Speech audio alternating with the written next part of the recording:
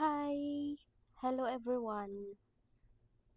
Hello everyone, welcome back to my YouTube channel. To this video, we will do another unboxing.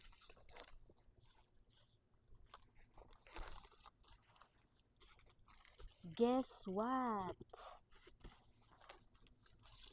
So, yung background ko guys is ito yung pinto sa bandang kusina sa likod. So, dito ako nag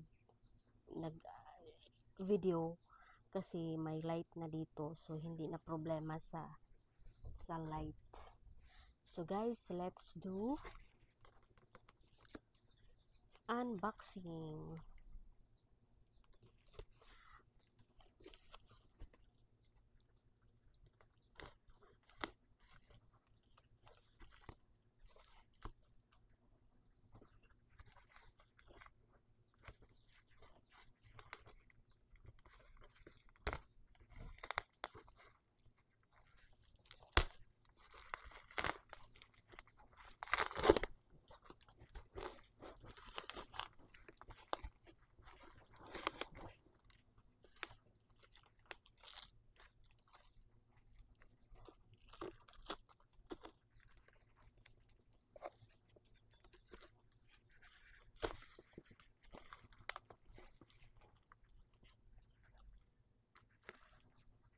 Medyo mabigat ito.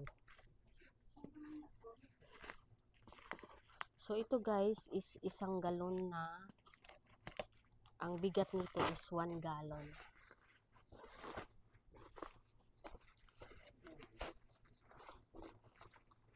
Ayan. Oh, ang bigat.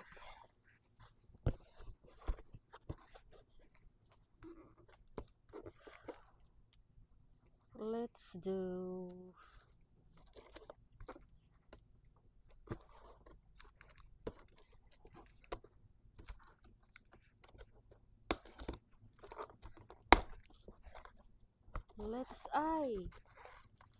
nakabalot pa talaga siya.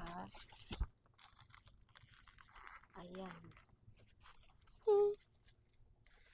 So ito siya ay disinfectant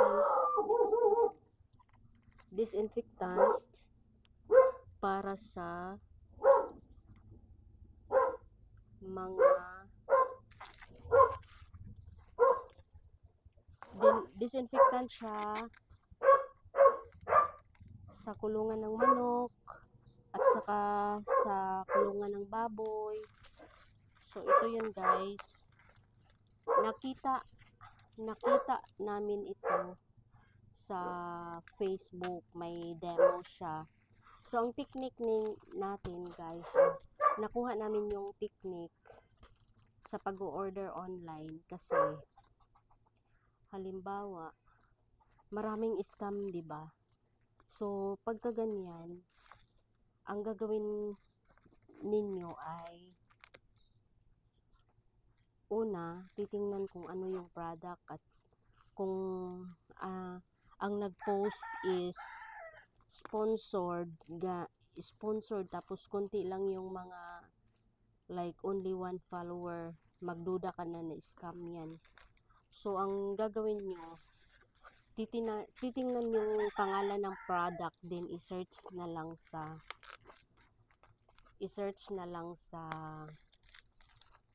ano, sa Lazada para doon na mag-order, wag na doon sa baka ma-scam.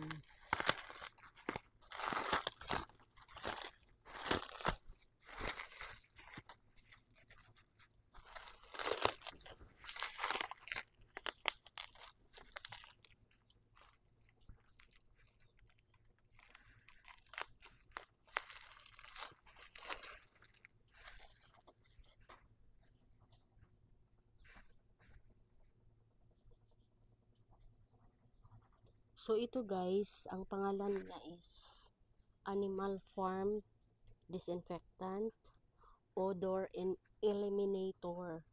So meron din siyang odor eliminator. So, 1 galon siya.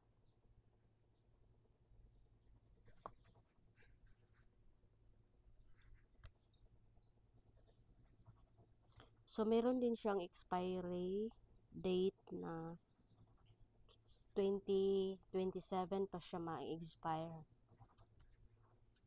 So, ang gamit nito,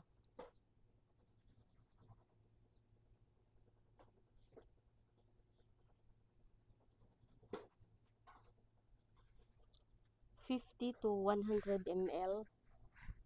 50 to 100 ml ang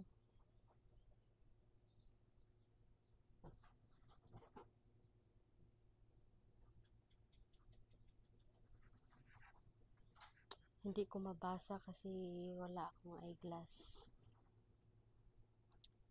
So, yun na nga guys. 50 to 100 ml.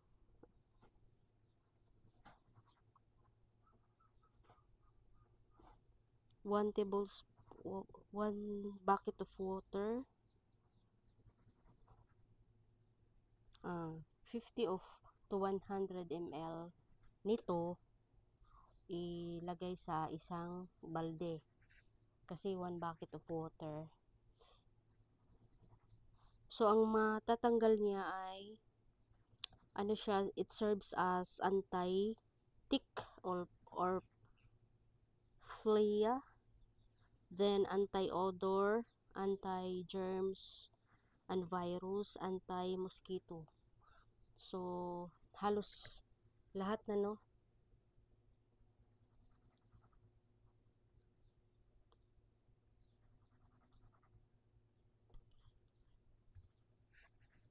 Ayan guys. So, ang nabayad namin nito ay 300 pesos. So, 300 pesos lang siya guys. Ang price nito. Kaysa bumili ka ng sachet, napakamahal. Disinfectant pa lang. Sobrang mahal sa yung tingi-tingi na lang. Kaya mas maganda per gallon kasi talagang matagal ang ano niya maubos. Matagal siyang maubos. So guys, yun lang. Gamit na gamit ito sa aming farm. Thank you for watching guys. Until next unboxing. So, yan pala ang likod ng bahay namin guys. So, lagi akong nakatingin doon kasi parang mayroong nakatingin din sa akin. Char. Joke. So, sa likod may mga kamote. Tanim na kamote. Tapos, dyan laging pumupunta yung mga native chicken namin. At yung sa likod naman may mga tanim na pili. So, tingnan natin guys. Ayan, yung puno na yan ay pili.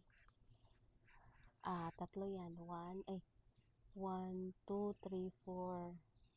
Ang dami pala. 1, 2, 3, 4, 5, 6, 7. 7, 8. 8, 9. 9 na puno ng pili. Hanggang doon sa may kalsada. At saka yung may bahay-bahay dyan is bahay ng sayuti. Ayan, kumakapit na yung sayuti dyan guys. At dito naman sa banda rin may libi-libi. At doon may malunggay at saka may anahaw. Ayan. Meron din kaming balanghoy dyan sa likod. So, madaming pwedeng kainin ano kung gustong magluto. Andyan lang. Pwedeng kumuha dyan guys.